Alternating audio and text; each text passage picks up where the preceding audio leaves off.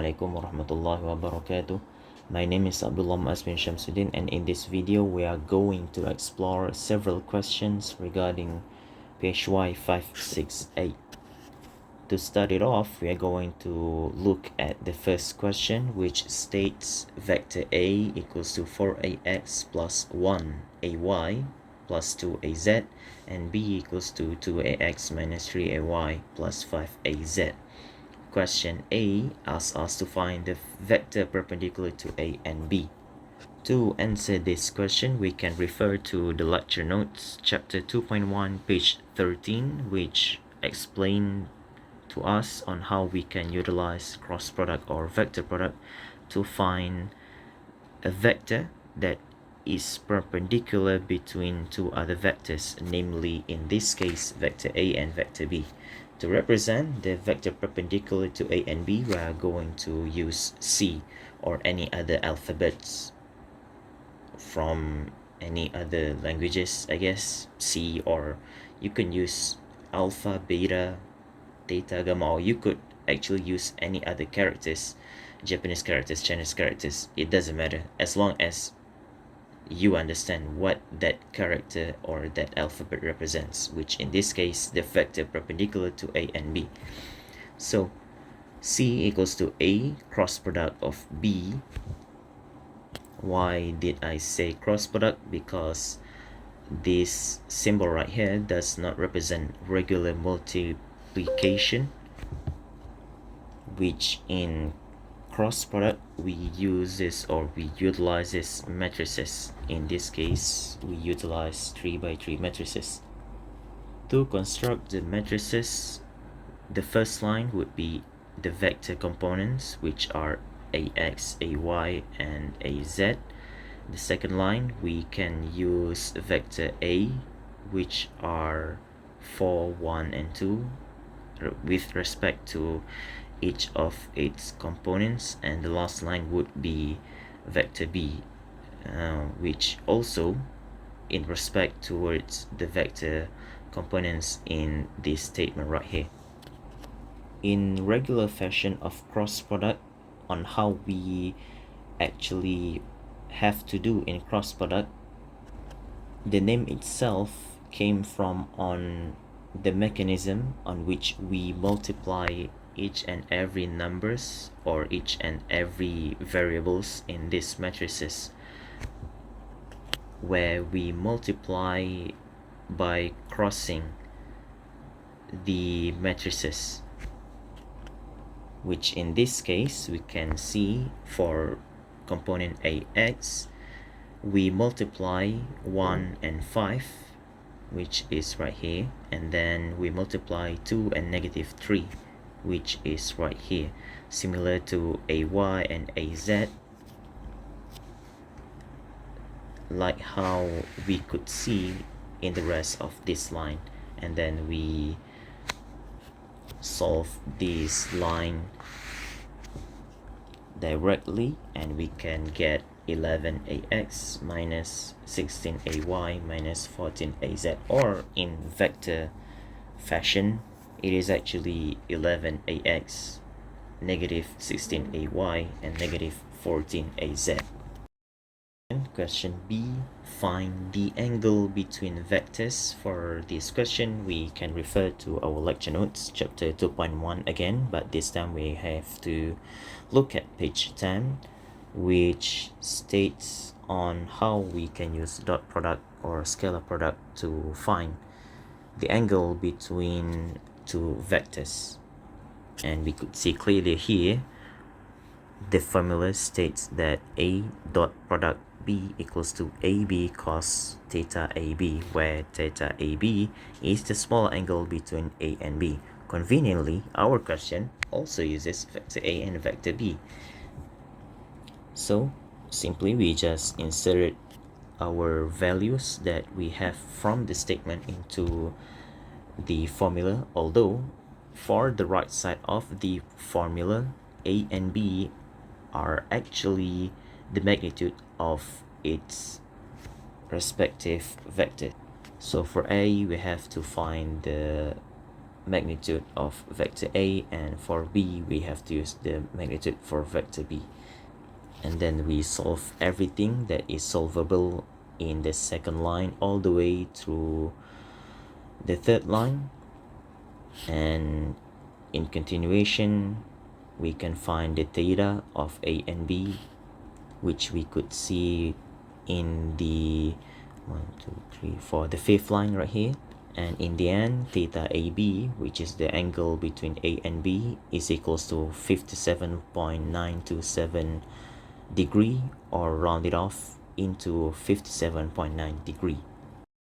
That question 2, given the points point P and point Q, where point P is 8 pi over 4 6 and point Q 8 3 pi over 4 2.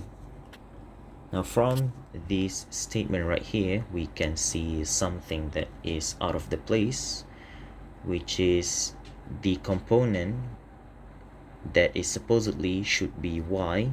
Now we have a radian component. This indicated that these 2 points right here are not in Cartesian system. Rather, these 2 points right here are in a cylindrical system, which I had stated on the rewritten statement right here, whereby for cylindrical components we actually have rho, phi, and z, rather than for Cartesian we have rho, x, phi, y, and then z will be z. So let's start off with the first question of question 2, which find the Cartesian coordinate of point P. For this question, we can refer to the lecture notes, chapter 2.2, page 18, which stated directly on how we can transform the cylindrical system into a Cartesian system, where in this left side is this cylindrical system, and on the right side is the Cartesian transformation formulas. So for the z coordinate, we just take directly from the statement, which z equals to 6 for point P, and then for point X we use the formula of x equals to rho cos phi, insert all the values with respect to each variables, and we will get 4 certs 2. And similarly for y, we use y equals to rho sine phi. This is the only difference between x and y. For x we use cos phi, and for y we use sine phi. Again, we insert all of the values with respect to each variables, and in the end we will get 4 certs 2. And then finally we rewrite the coordinate into a Cartesian system coordinate of point P. We will get 4 certs 2 for point X, and then 4 certs 2 for point Y, and then 6 for point Z. Question B, compute the length between point P and point Q along the cylindrical curvature. This question is a little bit interesting because we have to focus on the statement of moving along cylindrical curvature. In mathematical terms, we can write this statement as delta phi, which means the difference between phi values.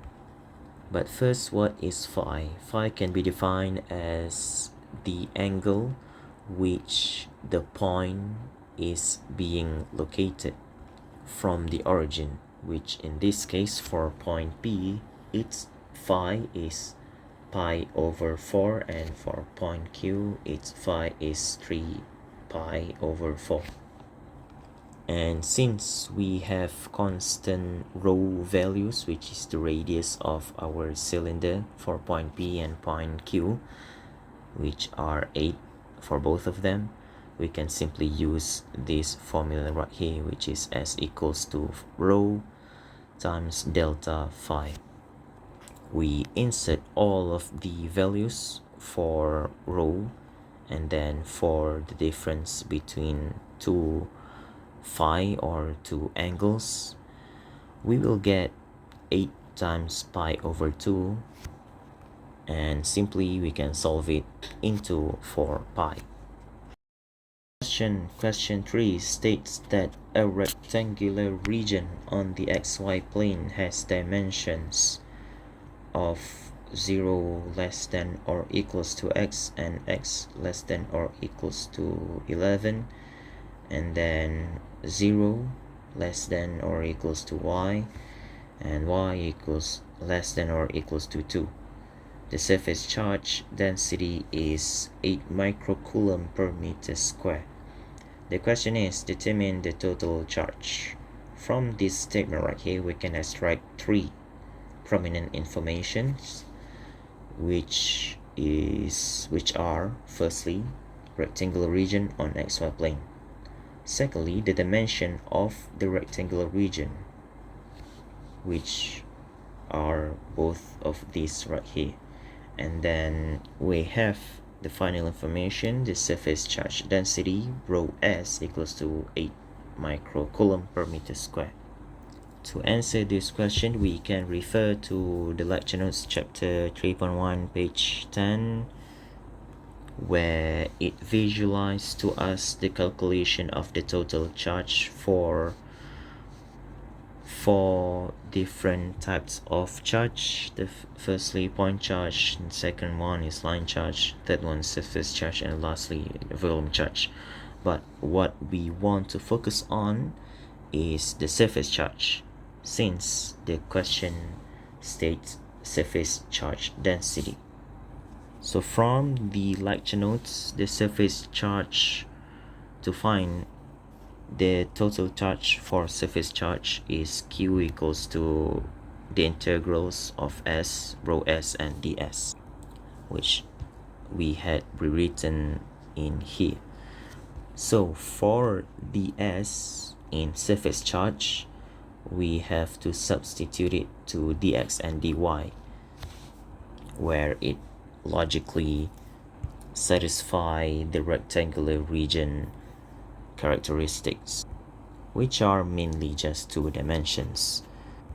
And then we continue on to rewrite the formula to satisfy the dx and dy dimensions, which we have to use double integrals for y and x limits. And then we insert all of the values that had been stated in the question. Although for the surface charge density, even though it stated it as 8 microcoulomb per meter square, we can neglect for a little bit about the microcoulomb per meter square, and then we solve it in a regular integral fashion until we get 176, in which case at this point we insert back the unit, which is microcoulomb. Question 4. Find the divergence of the vector field A equals to x, y, ax, positive 4yz, ay, positive 5xz, az. This question is a straightforward question, and we can refer to the lecture notes of chapter 2.4 page 18, where it directly explains to us the divergence of a vector and divergence theorem. And in the question right here, we can see that the vector field actually is in a Cartesian system. So we can use the first formula right here, which is the del operator dot product A equals to the rest of the formula right here.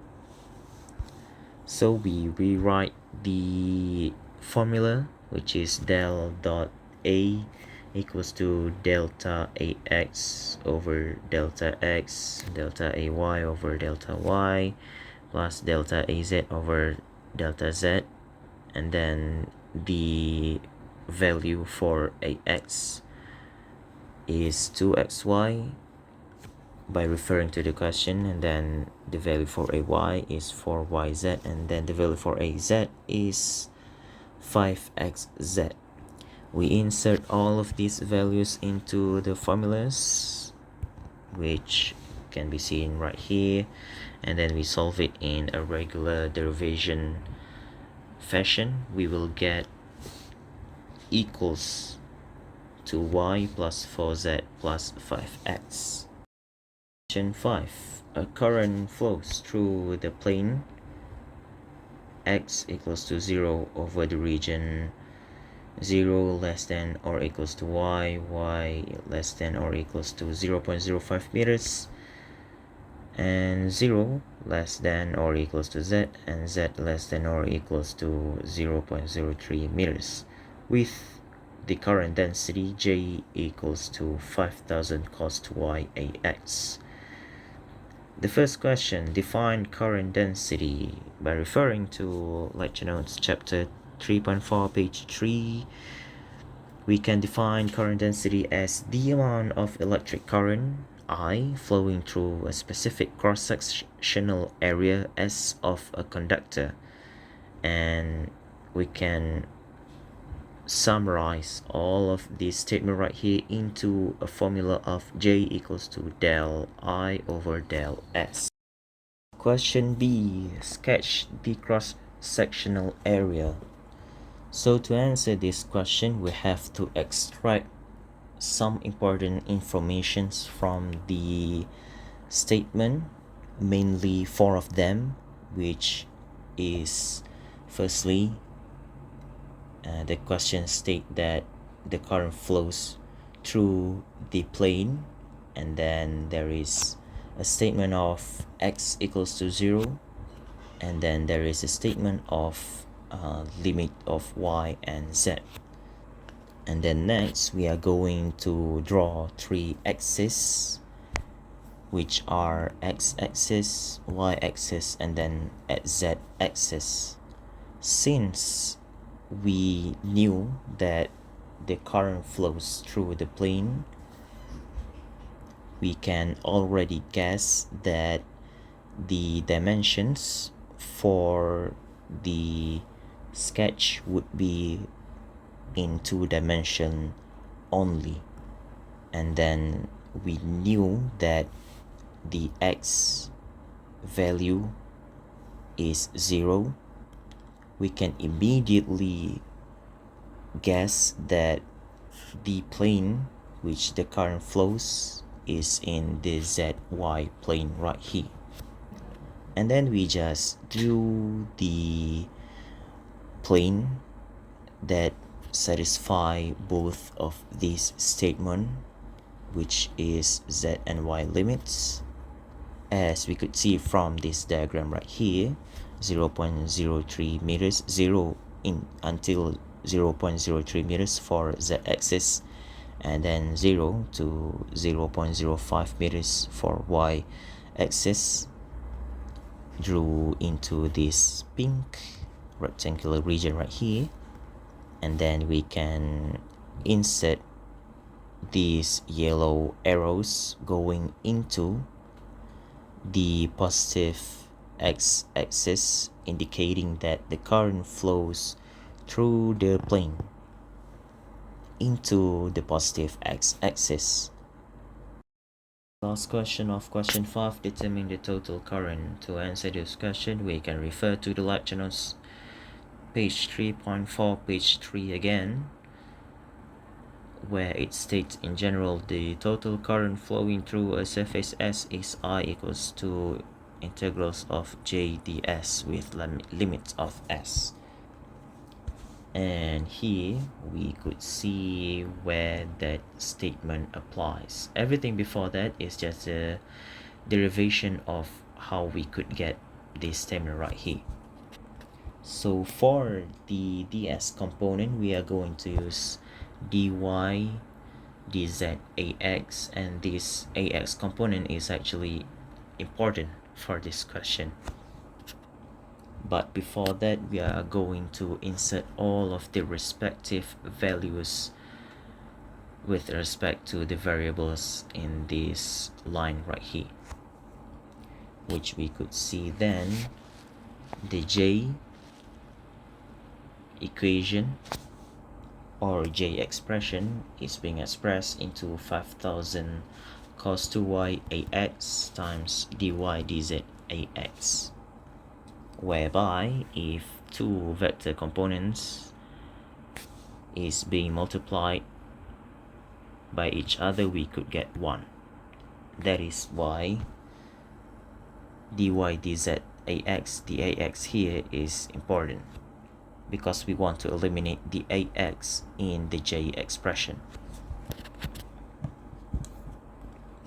And then we solve the integrals, double integrals, in typical integral fashion until we get this final answer right here, which is 7.485 amperes rounded off into 7.49 amperes. Question 6. Given that the expression of V equals to R sine phi plus epsilon z in cylindrical coordinates, find the electrical field at point 3 pi 1. So first of all, we have to extract the information given from this question, mainly the point that we have to use, which is point 3 pi and 1, whereby since the question states that we have to use cylindrical coordinate system, we gotta understand that the 3 right here, value 3, is rho, and our phi is pi, and our z is 1. Although from this question, the expression of V, we have R instead of rho. And by mathematical common sense, R is radius and rho is also radius, which is why we can restate R equals to rho equals to 3. Now, to finally answer this question, we have to refer to our lecture notes in chapter 3.3, page 9, in the final statement. So in general, E equals to negative del operator V. So for del operator V, it has its own formula, its own expression, its own equation, whatever you call it. And I forgot to include where we can refer this formula from, and I already forgot which chapter and from which page it is from, but you gotta just trust me on this. So just use this formula allegedly, and we just insert all of the variables into the expression of V. Although for V originally we have R sine phi plus epsilon z, we just substitute R with phi, and that is why on each of these expression we have phi. And in typical derivation manner, we derive each and every of these expression until we come to the point of this line right here, which is negative sine phi a rho minus cos phi a phi minus epsilon z a z, whereby rho equals to 3, phi equals to pi, and z equals to 1. We substitute all of these values right here into the expression that we get, and in the end we would get this answer right here, which is 1 a phi minus epsilon a z v over meter, or v per meter. Question 7a. State Ampere's circuit law. By referring to page 2 of chapter 4.2 from our lecture notes, Ampere's circuital law is defined as the line integral of the tangential component of H around a closed path is the same as the net current, which is I enclosed by the path, on which if we refer to the lecture notes, the formula defined is the closed loop integral of H dl equals to enclosed current, or I enclosed. 7b, for the closed path of the given path of the given points starting from point P into point Q, from point Q into point R, and from point R into point S, and from point S into point P, the given magnetic field is H equals to 0.4 y squared ax. The question, find the enclosed current. So to answer this question, we can refer to the lecture notes of chapter 4.2, page 4. Mainly this statement right here, on which we will utilize this workaround or this method to find the enclosed current. So starting off with the formula, which is the enclosed integral of H dl, we open the integrals into 4 different parts, starting from the integrals of point P into point Q, and then from point Q into point R, and then from point R into point S, and then from point S all the way into point P again. But before we actually substitute all of the given values from the statement into these respective expression, we have to make sure that the integrals that we are going to use actually satisfy the characteristic of the magnetic field that was given to us, which is H equals to 0.4 y squared ax. From this statement right here, we can see that the magnetic field is in the ax component rather than any other component, say ay or az or a phi or a psi. And since the statement only, or the magnetic field only applied or only uses ax component, any other component aside from ax component will be rejected, mainly the component that made up the integrals of QR and SP. Why? Because both of them has ay component rather than ax component. And so we will use the dl, which is for PQ and SP. Oh no, dl of PQ and dl of RS, which both of them correspond to dx/ax, as we could see from this line right here. And then continue on, we substitute all of these expression into the respective components of ax, and as we already knew, when two vector components is being multiplied with each other, both of them will cancel out, or actually both of them will result in the value of 1. And then continue on with our work.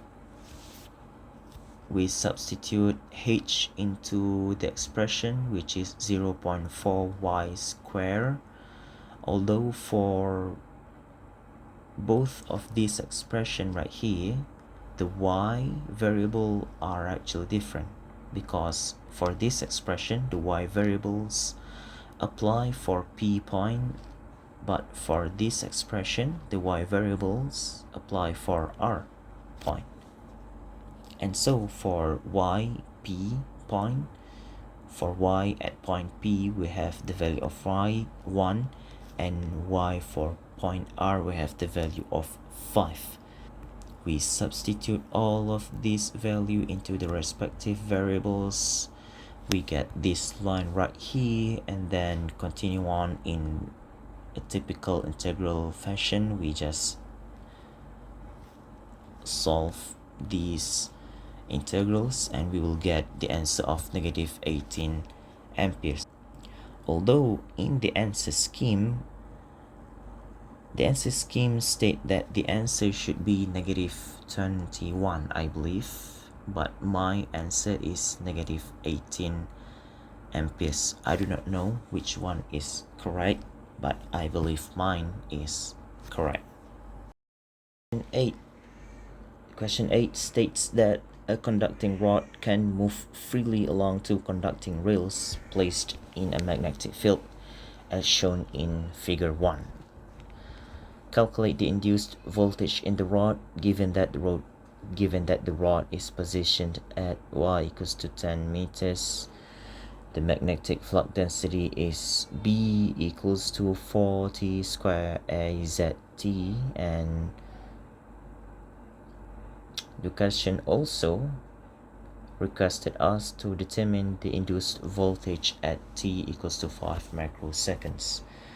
First things first, since the question already stated us that the rod is positioned at y equals to 10 meters, we can say that the rod is in a fixed position, on which in this case we can say that we can use transformer EMF method to solve this question. Even though the question stated that the rod can move freely. So based on the lecture note in chapter 5.1 page 3, the transformer EMF formula is closed integrals of E dot product of dl, or negative integral S delta B over delta T dot product of ds. And so by utilizing the formula, VEMF equals to negative integrals of delta B over delta D ds, whereby the ds is dx dy az, we can substitute the variables inside the formula using the information that we have, mainly the B expression, which is 40 square az, and the S, which is dx dy az, and don't forget the capital T. And of course, since vector components, when they are being multiplied with each other, we will get the value of 1, on which case we can neglect az from this expression or from these integrals. And then we solve for the derivatives. We will get 8t, and then we take the 8t expression outside of the integrals. We will be left with double integrals of dx and dy. Oh yeah, and of course the capital T also, we take it out outside the double integrals.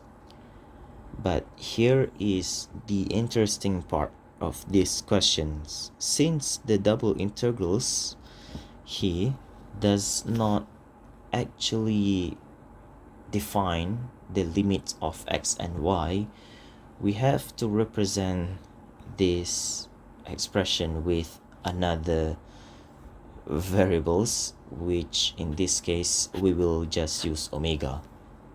Why do we use omega? No reason whatsoever. We can use beta, alpha, or anything in this case, but we'll just use omega. And so substitute the double integrals of dx and dy with omega. We will get negative 8t capital T omega, whereby t equals to 5 microseconds and capital T equals to 10. Substitute it into the expression. In the end, we will get negative 0.4 omega v. And of course, in the answer scheme, it doesn't really state the omega part right here. It's just stated that the answer should be negative 0.4 v. Although I am a bit skeptical about the answer scheme because it doesn't really state the limits of y and x from this question. Hence, the question that I want to ask that answer scheme, how do you get the exact number of 0.4 volt? Anyways, question 9. Question 9. The magnetic vector potential in cylindrical coordinates is A equals to 3 rho square cos phi AZ, and determine the magnetic flux through the surface enclosed by these characteristics given.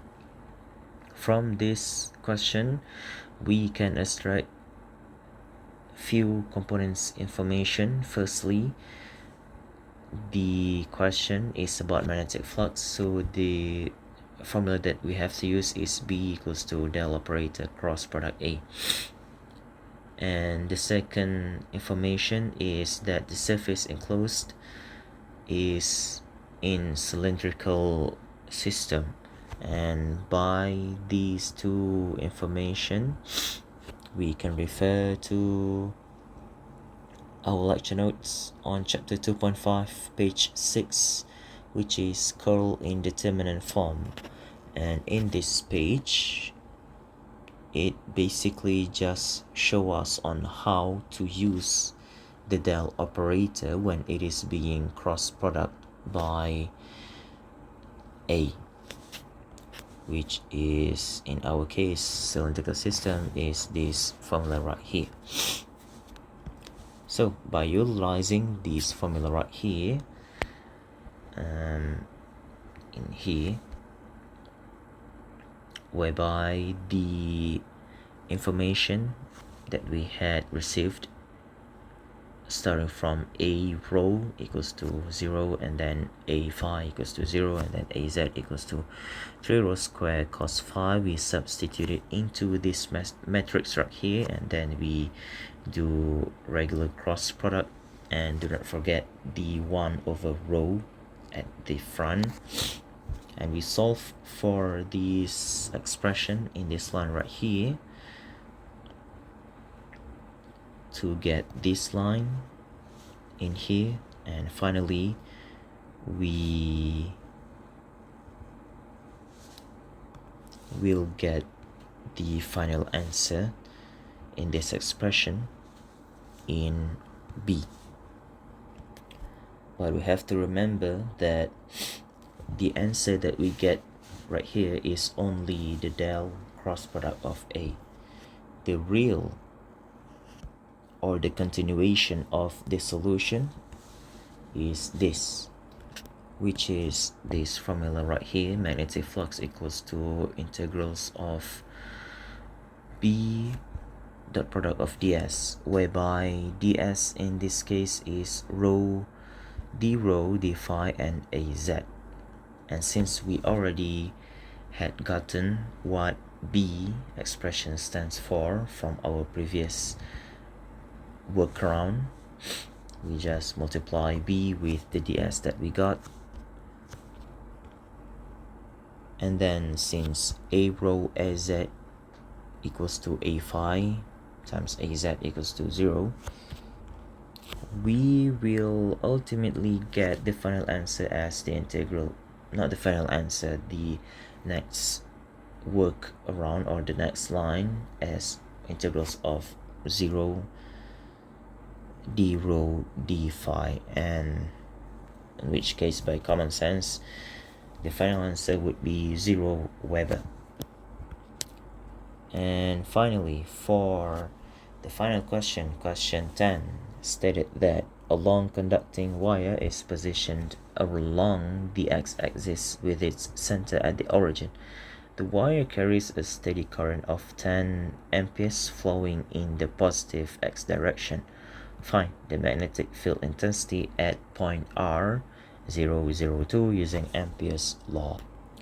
So again, we extract any important information from this question or from the statement given by the question. Firstly, we have long conducting wire, or we can say that the conducting wire has an infinite length.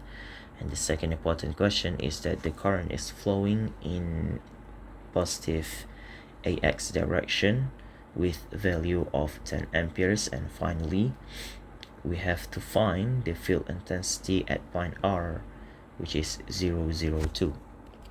This is actually a kind of a straightforward question, because if we could refer to lecture notes chapter 4.1 page 9, it already had stated an example questions which ultimately related to our question right here.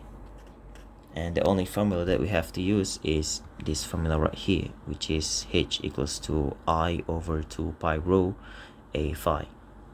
And by utilizing the formula given, whereby the variables that we have to substitute is rho, which then equals to 2 meters. And how we get this 2 meters? It is actually from the point R 002, and so 2 meters is also equals to Z, and then the current flow is 10 amperes. We substitute all of this information into this formula, and we'll get this next line right here, and then we solve for this next line. We'll get the final answer as 0.796 ampere per meter. That's all for these videos. I hope you understand what we had explored so far, and if there's any questions, please feel free to not ask me anything. I'm just kidding. Thank you for watching. Bye. Assalamualaikum.